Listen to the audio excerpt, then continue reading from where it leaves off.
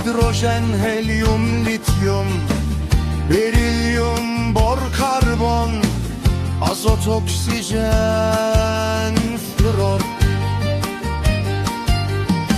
neon, sodyum, magnezyum, alüminyum, silisyum, fosfor, kükürt, klor, argon, potasyum, kalsiyum.